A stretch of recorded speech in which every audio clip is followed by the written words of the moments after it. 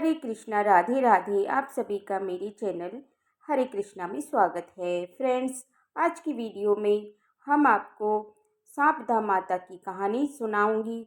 सांपदा का डोरा लेते समय ये कहानी सुनी जाती है। एक बार एक राजा था, उसका नाम नल था। उसके दमयंती नाम की रानी थी। एक दिन महल के नीचे एक बुढ़िया आई जो सांपदा माता का डोरा बांट रही थी और कहानी सुना रही थी। वहाँ पर बहुत भीड़ लगी हुई थी। सब औरतें डोरा लेकर जा रही थी। रानी ने ऊपर से देखा और अपनी दासी से कहा कि ये औरत क्या लेकर जा रही है। रानी अपनी दासी को कहा कि जाओ और जाकर पता लगाओ कर आओ कि भीड़ कैसी लगी हुई है। दासी गई और देख कर आई और आकर बोली कि एक बुढ़िया है जो सांपदा माता का डोरा बांट रही है, जिससे घर में धन लक्ष्मी और वैभव आता है। वह डोरा कच्चे सूत की 16 तार की 16 गांठ से बनाया हुआ है। हल्दी में उसको रंगा है। पूजा करके 16 नए जौ के दाने हाथ में लेकर सांपदा माता की कहानी सुनकर गले में बांधते हैं। तब रानी ने भी डोरे की पूजा की और अपने गले में वह डोरा बांध लिया। जब राजा बाहर से आए तो देखा कि रानी के गले में डोरा बंधा हुआ है।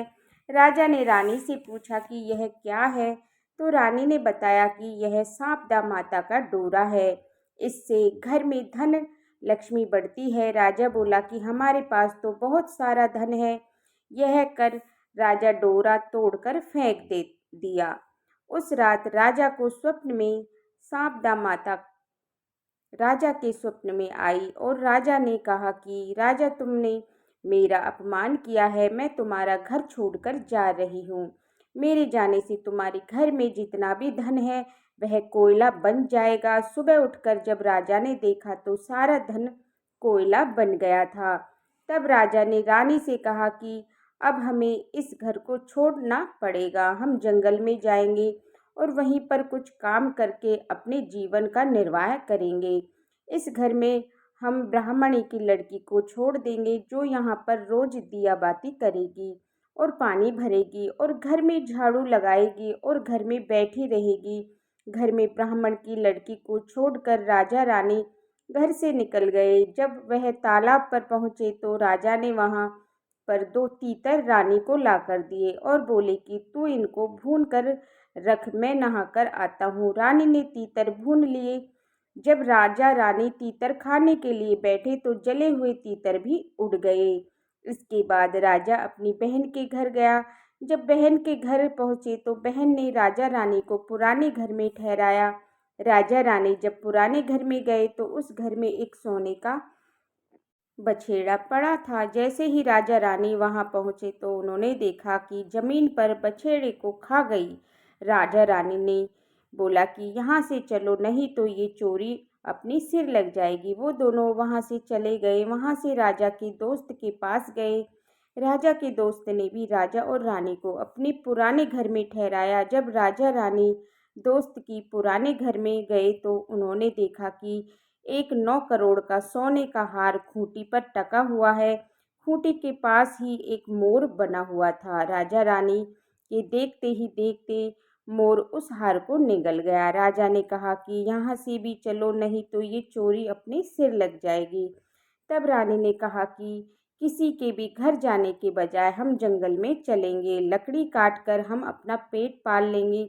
वह एक सूखे बगीचे में पहुँचे तो बगीचा हरा भरा हो गया। बाग का मालिक बहुत खुश हुआ। उसने देखा कि इस स्त्री पुरुष के आने से ये बगीचा हरा हो गया है। बगीचे के मालिक ने पूछा कि तुम कौन हो, जिनके आने से 12 बरस से सूखा हुआ यह बाग भी हरा भरा हो गया। तो राजा रानी ने कहा कि हम मुसाफिर हैं, काम की खोज में आए हैं और हम यहाँ पर नौकरी करना चाहते हैं। बाग के मालिक ने दोनों को अपने काम पर रख लिया।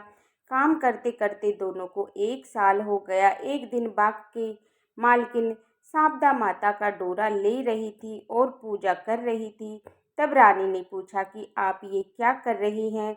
तो बाग की मालकिन ने बताया कि मैं सांपदा माता का डोरा ले रही हूँ और सांपदा माता की कहानी सुन रही हूँ। रानी ने कहा कि मैं भी ये डोरा लूँगी। रानी ने भी शारदा माता का डोरा लिया और पूजा की और कहानी सुनकर डोरा अपने गले में बांध लिया। जब राजा ने देखा कि रानी के गले में डोरा है तो राजा ने रानी से पूछा कि ये गले में क्या बांधा है। तब रानी ने कहा कि ये वही डोरा है जो आपने तोड़कर फेंक दिया था, उसी के कारण शारदा देवी हमसे नाराज हो गई थी। रानी बोली, यदि शारदा माँ सच्ची है तो हमारे पहले के दिन दोबारा लौटा आएगी। उसी रात राजा को पहले की तरह ही स्वप्न में एक स्त्री दिखाई दी। एक स्त्री ने कहा कि मैं जा रही हूँ, दूसरी स्त्री ने कहा कि मैं वापस आ रही हूँ। राजा ने दोनों के नाम पूछे तो आने वाली स्त्री ने अपना नाम लक्ष्मी बताया और जाने वाली स्त्री ने अपना नाम दरिद्रता बताया। वह उठकर राजा ने रानी को, हमारे कष्ट के दिन अब समाप्त हो गए हैं, अब हमारे अच्छे दिन आ गए हैं, हमें अपने घर चलना चाहिए। तब दोनों ने मालिक से, हम अपने घर जाना चाहते हैं। तब मालिक ने दोनों को बहुत सारा धन देकर उन दोनों को वहाँ से विदा कर दिया। वहाँ से राजा रानी सीधे अपने दोस्त के घर गए। दोस्त ने राजा नल और रानी को नए महल में ठहराया। तब राजा नल ने कहा कि नहीं, हमें उसी पुराने महल में ठहराओ जहाँ हमें पहले ठहराया था। जब पुराने महल में गए तो राजा रानी ने देखा कि जिस मोर ने हार निगल लिया था वही मोर धीरे धीरे से हार उगल रहा है।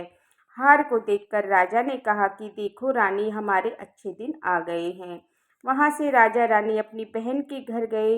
बहन के घर गए तो बहन ने भी उनको नए महल में ठहराया, लेकिन राजा नल ने कहा कि नहीं बहन, हमें वहीं ठहरा दो जहाँ पर हमें पहले ठहराया था।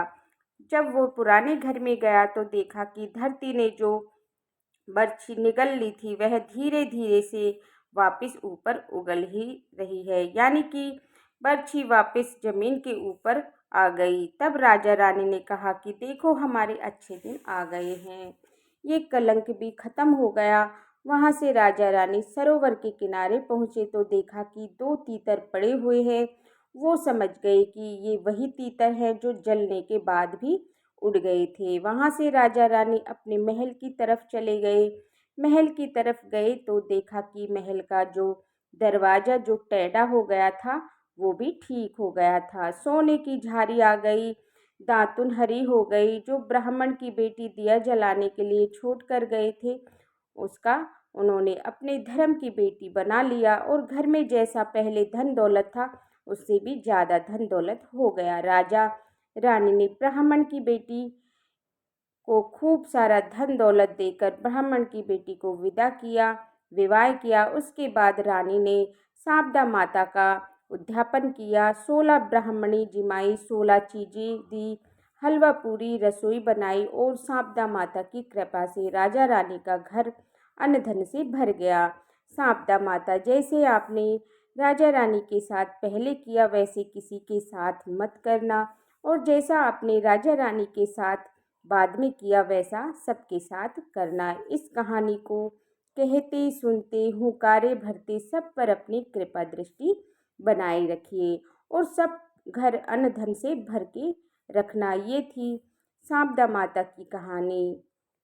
अगर आपको शारदा माता की कहानी पसंद आई हो तो मेरे चैनल को लाइक करें और चैनल को सब्सक्राइब करें और बेल आइकन बटन को प्रेस करें, जिससे कि मेरी आने वाले वीडियोज का नोटिफिकेशन आप सभी को समय पर मिल जाए। देखने के लिए बहुत बहुत धन्यवाद। फिर मिलती हूँ आपसे अगले वीडियो में, तब तक के लिए राधे राधे। जय श्री कृष्णा, जय महालक्ष्मी।